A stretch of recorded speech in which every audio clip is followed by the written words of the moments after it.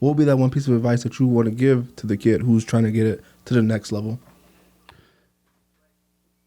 Just stay committed, just trust the process and know that it's a grind. You have to put the work in.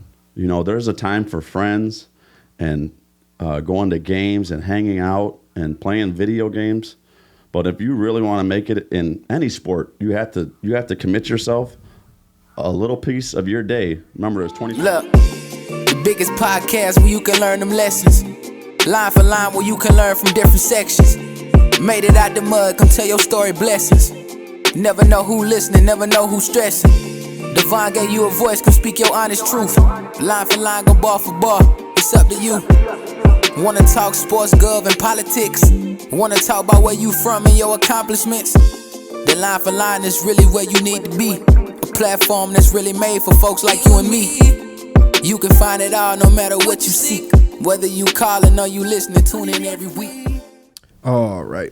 Just like that, we're back in another very special episode of Line for Line podcast. I'm your host with the most, Devon Booker. We have a very special gentleman in the building today. I'll let him introduce himself to the world. Hi, I'm Kenny Griffin. I've been a basketball coach, baseball coach in the community for 14 years. I'm excited to be here with you. Yes, sir. It's been a long time coming. I was just about to say the same thing, man. Every time we try, something always happens. But that just means that we're both busy gentlemen, which is A-okay. If you're not busy, you might have a little bit going on. But if you're busy, that's always a great thing. Yeah, exactly. So we like to start the show off with the most cliche thing. Just tell me a little bit about you, how you got started into what it is that you do, coaching, training, things of that nature as well. As far as coaching goes, I never wanted to be a coach. What? It just kind of fell into place because when I signed my first son up, Devon, for basketball, the coach wasn't showing up for practices and things like that. And then I would just step in because I was there. Mm-hmm. And like all the parents liked me and what I was doing with the kids and things like that. And but even after that first season, I was like, no, I'm good. I just want to be a parent. I just want to work with my kids and bring them here and be a parent, watch them. And then my kids' mom kind of talked me into like, no, you need to be coaching them, so we know they're going to be coached and we don't have to worry about that. And then that's what kind of got the ball rolling. And then ever since, just I started loving it because I just realized I love working with kids and just giving them my passion and my knowledge means everything. And you see their growth and, you just build that bond. And there's kids that I coached when they were 8 years old that still call me coach and come up and give me a hug to this day. So that means a lot to me. Yeah. You know what I mean? And like I said, my first love was baseball. My kids played baseball when they were young. Obviously, they became basketball only. But, yeah, I did that for a long time. So I still have a lot of kids that I coach just baseball, in Kenosha. So I've been very fortunate to do that and coach a lot of kids from Racine and Illinois and all over the place. Global, yeah, it's been awesome. I've coached Scottie Pippen's kid. What? I've been fortunate to coach a lot of talented kids. The one that's on the Lakers now? No, they're the youngest. The youngest. Okay, gotcha. Him and Elijah were really close. My second son, and they played together. And I was a coach on that with that team with the Rising Stars. Mm-hmm. They're not around anymore, but. That was an awesome experience because I loved Scottie Pippen when I was a kid. Yeah. So seeing him in the stands and then talking to him after games, and it was just cool. It was a cool experience. So when did the training aspect start of it? Because every time I see you, you're buried deep in the recplex training all of these kids, just doing your thing. And it's like every time I go, it's like I'm liable to run into you. Actually, when I was with Connor making our highlight, we ran into you there too. Like, how did that get started? Yeah, it's funny. I knew him from coaching against him. Good kid, good player. But as far as my training goes, my training started when my kids were little, when they could walk. So I was training them. Mm-hmm. But like officially training other people's kids started probably like 5 years ago when I decided I'm going to start a business doing this. Because a lot of people over the years asked me, how can I get my kid in the gym with you? So, the fact that I had so many contacts as far as kids go from all over, I just felt it was just an easy transition from coach to trainer, and at that time I was slowing down my coaching and taking a step back and just, catching my breath because there was years there where I was coaching 3-4 teams at once. What? Yeah, so I would go from one practice to another like 5 days a week.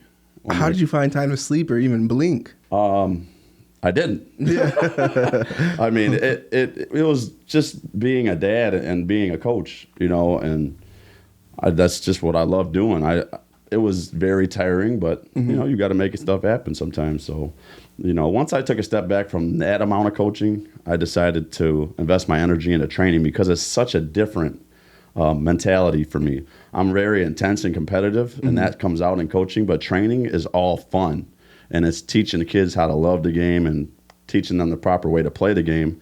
And it's a whole different aspect because you're not competing. You're just teaching the game, and that's where the love can come out at. You know what I mean? Can you tell us a little bit about the aspect of being the coach, but being the parent at the same time? Tell us a little bit about that. I was fortunate with my kids. Well, for me, I treat my kids like I treat all my players. So I don't even like them calling me dad. Like, you got to call me coach when we're in the gym, But they always slip up dad, But for me, it was one of those things that I always wanted my kids to know that you're not any more important than anybody else on this team. You know what I mean? And keep them humble and keep them working just as hard because I'm not going to give you anything, and I'm that kind of parent. It might be my military background or whatever, but I'm like that. Like, I'm not just going to give you anything or hand you anything. I'm going to be just as stern on you, if not more, than anybody else on the team. And they were very talented kids, so they're easy to coach. And it's easy when your kid is talented. You don't have to deal with a lot of the, oh, he's playing more than my kid, or why is my kid not playing as much as your kid? Because parents just kind of understand, like, okay, we need them. We need them on the court. So I really didn't have to deal with that with them growing up. And I've always tried to be fair to all the kids I was coaching anyway. So it is what it is, It was, I liked it because I knew my kids were being coached. And it got to a certain point where I was like, okay, as long as they're getting coached by the right coach, I'm fine with them playing for other people. And they have, and I've been very fortunate for them to play for the coaches they have. Yes, sir. For sure. Now, as most people know, if they know you, your oldest just went off to college to play basketball. Tell us a little bit about that, the feeling that went into that. Oh, it's one of those things where you're like, when he committed and got a scholarship to play in Mayville, just everything flashes in front of you, like all the time you put in and the commitment it took and all the road trips, travel basketball, and it takes a lot of sacrifice for parents and for your kid to be at that level, to be able to go play college and beyond if they want to. But it was a great feeling inside. It was like it all paid off. At the time, you go through financial hardships, you go through relationship hardships, you go through a lot as a sports parent. It creates that tug, trying to balance real life, and your kids' sports. It's tough, especially the travel that we did growing up with my kids and still are. We're going all over the country, so that it takes its toll for sure. It takes its toll for sure, and it's just one of those things where you got to just try to find that balance and know, hey, this is what it's for. It's a sacrifice, a greater sacrifice for the kid, and for them to get to the next level if that's what they want to do. Now, can you tell us give us a little bit of advice for the parents who have to go through that? Because my daughter, she's 5, she plays soccer, plays t-ball. I know she's going to start playing basketball. She's been talking about it. Tell us a little bit, how do we find that balance, and what were some coping methods for you to find that balance? If your kid really wants to be good, I would just say sacrifice. It comes with a financial sacrifice, a time sacrifice. And like I said, it's a strain on your relationship because you're not home a lot and you could be in the gym a lot and all that stuff. So it's just, if they're passionate about it, feed it. Get them a gym membership, get them with trainers. And yes, it's a lot right now, but it will pay off if they're able to go to the next level, which is college after high school, which a lot of kids don't. At what point was it that you were able to see that your kids had that it factor to go to the next level? It was pretty young, because they were advanced for their age, starting at a young. Because I had my kids in the gym when they were barely walking. I was playing at the time 4 or 5 times a week and bringing Devon with me, and then when Elijah became old enough to start walking, he was in the gym with me, and I always made sure to get some drills in with them. And when I put them on the teams, you could see it right away. Like, okay, they're, you don't know until you get them out there, and it's like, whoa, okay. And then just over the years, like they're playing against the best players in the country, and they're handling their own. They're so it's like if they keep on it. If they keep working, they could play in college, It's for me. I identified it early, but some kids bloom later. Like for me, I didn't start liking basketball till like fifth, sixth grade. No way. Yeah, baseball is my first love, but when I got on it, that's all I wanted to do all day. Now, would you say a kid still has the chance to be something great if they don't start playing until they're that age? Yeah. Was it Dennis Rodman? He didn't start playing until he was 18, 19? Yeah. So no doubt about it. If you find if the right kid finds that passion, you could start. There's a lot of those stories out there. A kid didn't start playing until he's 13, 14 years old, and they just put the work. You just put the work. It's all a work, and at the end of the day, it's what whatever you put into it is what you're going to get out of it. Is what I say with basketball. It's not a seasonal sport. Basketball is one of those sports you got to practice and train all year, or you will fall behind, or you'll lose that skill.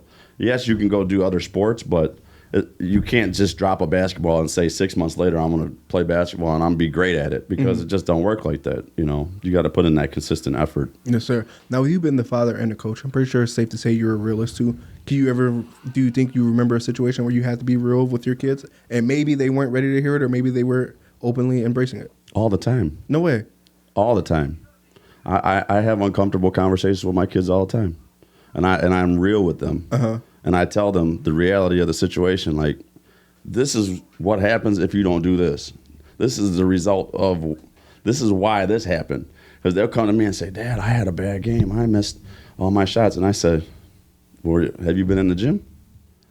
So I that's me constantly with my kids, and it happens a lot. But that's what you have to be. You have to be real with them. It always can't be, everything's going to be fine and dandy and give you a pat on the back, because it don't work like that. Yeah. Just don't. Yeah. Now, how proud does it make you, though, to see your kids get out there and just ball out? Because I can't go on the Facebook app without seeing Elijah just pop up doing something. Like, how good does that make you feel? It never gets old. And I'm their biggest fan and their biggest critic, So for me, I love it. It's like I say, it never gets old. I just love seeing my kids succeed, and it's okay for them to fail, because that's part of life. But there's a way to respond to that failure, and that's what I always keep in their mind. Like, hey, you had a bad game. All right, let's go get free throws up, or whatever it is you need to fix. Like we that's what you got to do. Period. Yes, sir. Take us through like the amount of accomplishment that you feel when the people that you train or their parents come to you and say, man, we greatly appreciate what you've been doing for our kids. Like, he put up 8 more shots and made 4 more than he did last week, or whatever the case may be. That's huge, because for one, I always give that acknowledgement to the kid, because they're listening and they're paying attention to the detail. Because with my training, I'm very detailed on the little things. As far as ball handling and shooting, all that stuff. There's so many small, intricate details that go into being a good player in basketball. A lot of people don't understand it just by watching the game. But so if they're listening and they're working hard, and that confidence comes, because I give all the kids I train confidence. You have to be confident in basketball. Confidence is 90% of the game. If you don't have it, you're going to struggle in basketball, because somebody's going to take it from you, that confidence that you should have. So it's very rewarding. It's always been rewarding for kids to come to me, and parents to come to me. They love playing for you. They had a great season this year, or training, or whatever the case is. That never gets old either. Like I was saying about the kids' videos and highlight videos, but all of it is rewarding when you see the work that you're giving to kids, my own or other kids, and it's paying off, and they're getting something out of it, for sure. Sir, as you get ready to close out this phenomenal episode, what will be that one piece of advice that you want to give to the kid who's trying to get it to the next level? just stay committed. You know, just trust the process and know that it's a grind. You have to put the work in. You know, there's a time for friends and going to games and hanging out and playing video games. But if you really want to make it in any sport, you have to commit yourself a little piece of your day. Remember, it's 24 hours in a day. Mm-hmm. Just a 5% of that day, commit to the sport, that whatever you're trying to do. Commit yourself, and put in the right work. You know, anybody can just go to the gym and throw the ball at the hoop. But it's the kids that really want to work on their ball handling and using both hands, dribbling and finishing and shooting. Those are the kids that'll go further because they're working the right way. And that's what it's about more than anything, is just putting the right work in. Yes, sir. Is there anyone that you'd like to shout out to before we get ready to close out this episode?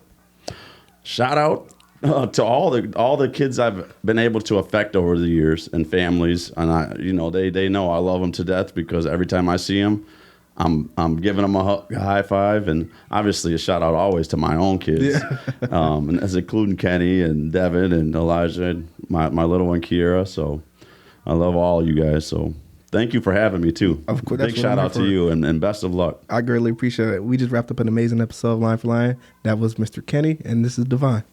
You calling or you listening, tune in every week. Line for line. Oh yeah, I'm going line for line.